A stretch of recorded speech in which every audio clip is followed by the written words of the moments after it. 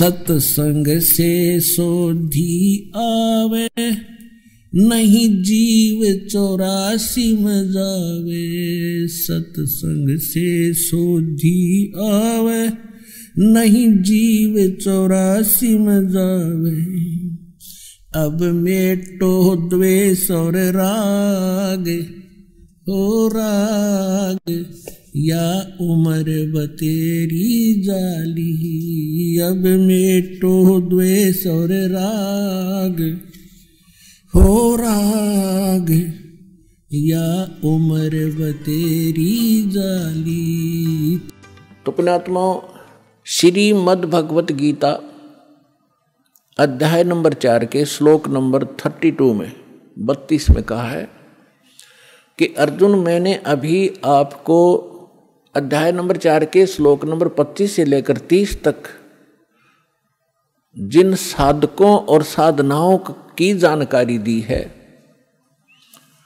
और वो साधक चाहे कोई देवी देवताओं को पूजता है, उसी को सत्य मानता है, पापनाशक जानता है, कोई स्वाध्याय करता है, कोई तीक्ष्ण अहिंसावादी व्रत ही करके मुंह पर पट्टी बांध के नंगे पैरों घूम कर अपनी साधना को सही मान रहा है। चौथे अध्याय के 32वें श्लोक में कहा है कि इन यज्ञों माने धार्मिक अनुष्ठानों की जानकारी ब्रह्मणे मुखे सच्चिदानंद घन ब्रह्म ने अपने मुख कमल से बोली है। पुण्यात्माओं, दास ने एक शब्द बोला था, गुरु बिन काहुन पाया ज्ञान, जो थो था भुस छिड़े मूड किसाना। गुरु बिन वेद पढ़े जो प्राणी, समझन सार रहे अज्ञानी। श्रीमद् भगवत गीता चारों वेदों का निष्कर्ष है। चौथे अध्याय के 32वें श्लोक में यहाँ एक ब्रह्मणे मुखे शब्द है। इस ब्रह्मणे मुखे शब्द का हमारे अनुवादकर्ताओं ने इस दास से पहले जो अनुवाद दास ने किया है गहरी नज़र गीता में एक पुस्तक बनाई है, यानी उसका अनुवाद समझो श्रीमद् भगवत गीता का अनुवाद है, उसका नाम लिखा है गहरी नज़र गीता में। इससे पहले जितने महापुरुषों के आप अनुवाद उठाकर देखोगे उसमें क्या लिख रखा है, वेद की वाणी में ब्रह्मणे मुखे का अर्थ किया है वेद की वाणी।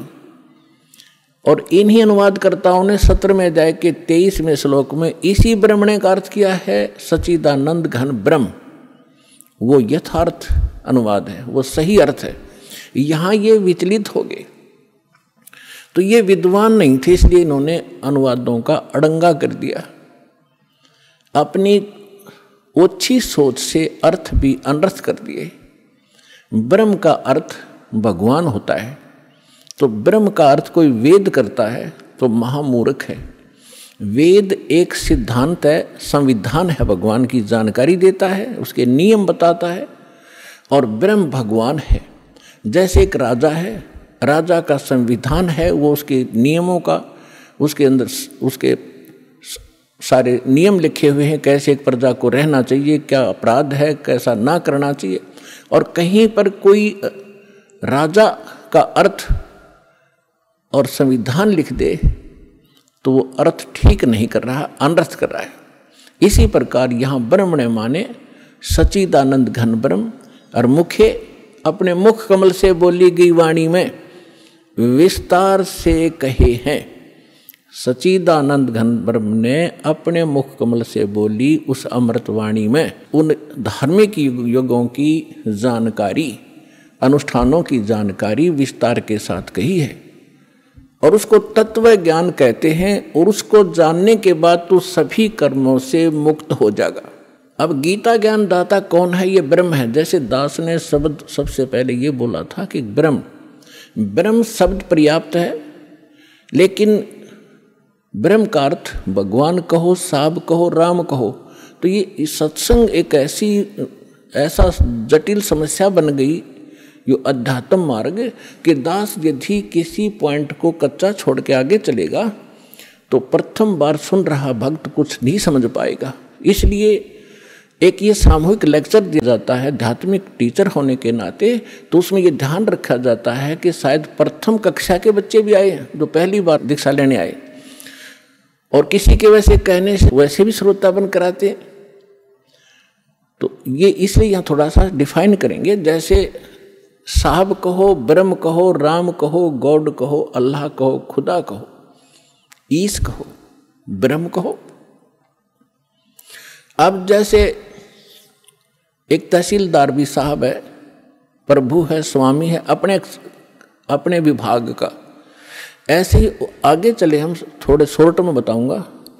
जैसे डिप्टी कमिश्नर भी साहब है, मंत्री भी साहब है, मुख्यमंत्री भी साहब है। आप अंडरस्टूड, आपको खूब समझते हो आप कि ये साहब कितने सतर के हैं। और प्रधानमंत्री भी साहब कहलाते हैं और राष्ट्रपति जी भी साहब ही कहलाते हैं। तो इसे समझ लेना। तो ये इसलिए ब्रह्म, अब जैसे मुख्यमंत्री जी हैं, ये एक क्षेत्र के मालिक हैं, स्वामी हैं, ये पूर्ण स्वामी नहीं है, पूरे भारत के स्वामी नहीं है। इसी प्रकार यहाँ जो ब्रह्म शब्द है, ये ब्रह्म है 21 ब्रह्मांड का स्वामी। इसको ज्योत स्वरूपी निरंजन गीता अध्याय नंबर 4 के श्लोक नंबर 32 में स्वयं कहता, मैं काल हूँ, ये काल ही है। और काल भी स्वामी है। जैसे एक जेल का सुप्रिटेंडेंट, वो जेल का स्वामी है और सुप्रिटेंडेंट साहब भी है, ऐसे ही ये काल साहब है, 21 ब्रह्मांड का स्वामी है, या एक जेल है, यो जेल का सुप्रिटेंडेंट साहब है, ये समझ लो। तो ऐसी ऐसी इसने 21 जेल बना रखी है, एक ब्रह्मांड भी ये जेल है। तो ऐसे ये 21 ब्रह्मांड का साहब है, ये ब्रह्म है, लेकिन ये कंप्लीट ब्रह्म नहीं है, ये पूर्ण ब्रह्म नहीं है, इसलिए ब्रह्म शब्द बोला गया। तो यहां प्रत्येक इसके अंग को हमने समझने के लिए ऐसे करना पड़ेगा। तो इस ब्रह्म ने श्रीमद् भगवद गीता का ज्ञान श्री कृष्ण जी में प्रवेश करके, जैसे को प्रेत बोलती है किसी के अंदर, ऐसे बोला। ऐसे ही इस काल ने एक ब्रह्मा कुमारी पंथ चलाया अभी 100 वर्ष पहले लगभग, और उसमें एक प्रेत आता है, वो कहता अहम ब्रह्मास्मि, मैं ब्रह्मा हूँ। कभी कहता है अहम शिवोहम, मैं शिव हूँ। ये एक प्रेत का चलाया हुआ है, और वो प्रेत कभी ब्रह्मा की पदवी पर था। जैसे कोई गांव का प्रधान सरपंच रिटायर हो जाता है, उसको अगली बार नियुक्त नहीं किया जाता, तो लोग फिर भी उसको सरपंच साहब कहते हैं, प्रधान साहब बोलते हैं, थोड़ा जीरा रहे।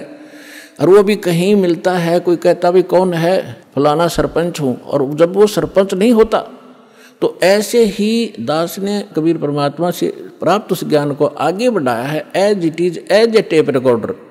दास का इसमें इतना ही योगदान है कि दास को परमात्मा का जो अंतःकरण टेप रिकॉर्डर ठीक कर दिया उस परमेश्वर कबीर जी ने, और उसमें अपना ज्ञान भर दिया। दास बोल कर सुना रहा है रिकॉर्ड करके, इतना सा योगदान है। तो ऐसे दास बहुत बार बताता है आपको कि ये ब्रह्मा विष्णु महेश जो वर्तमान में या 3 लोक के एक एक विभाग के मिनिस्टर हैं, साहब हैं, इतने राम हैं, इतने भगवान हैं, ये इनकी भी मृत्यु होगी। और ये मृत्यु को प्राप्त होकर आम जीव की तरह 84 लाख योनियों में, प्रेत योनियों में भटक रहे होंगे, और अन्य पुण्य आत्माओं को फिर से काल अपनी दुर्गा पत्नी से जन्म दे करके उस पदवी पर बैठा देता है। तो उनमें से ये पंथ चलाने वाला जो ब्रह्मास्मि में शिवोस्मि, तो ये वो भूत है जो कभी ब्रह्मा के पद पर रहा है, अब उसका अस्तित्व कुछ नहीं, वो रिटायर्ड सरपंच समझ लो, एक्स सरपंच, अब उसका कोई अस्तित्व नहीं।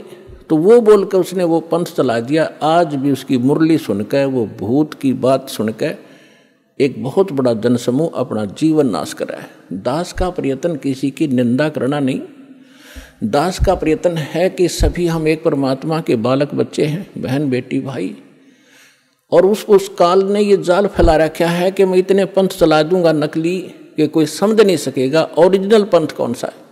तो दास ऐसा प्रयत्न कर रहा है कि जैसे पहले के, अभी बहुत बार होती रहती हैं घटनाएं कि कोई 500,000 के नोट नकली छाप देता है, और सरकार को जो पता चलता है तो दोनों ओरिजिनल और डुप्लीकेट दोनों के दोनों मीडिया के माध्यम से, समाचार पत्रों के माध्यम से उनकी पहचान कराई जाती है कि ये इस टाइप का डुप्लीकेट है, ये ओरिजिनल है। तो सरकार निंदा नहीं कर रही होती, एक महापरोपकार करती है। तो दास का यही प्रयत्न समझ लेना कि हमारे जो यथार्थ सदग्रंथ हैं, वो तो हमारे ओरिजिनल नोट हैं, ओरिजिनल सदग्रंथ हैं, और उसके अतिरिक्त कोई अनुभव बता रहा है, कोई मार्ग चला रहा है, वो डुप्लीकेट है, वो हानि हो रही उनके जीवन की। तो दास ने कोई शौक नहीं है किसी की, इसको आप आलोचना का नाम देते हो तो आपकी बुद्धि अच्छी नहीं है, आपको अध्यात्म ज्ञान नहीं है।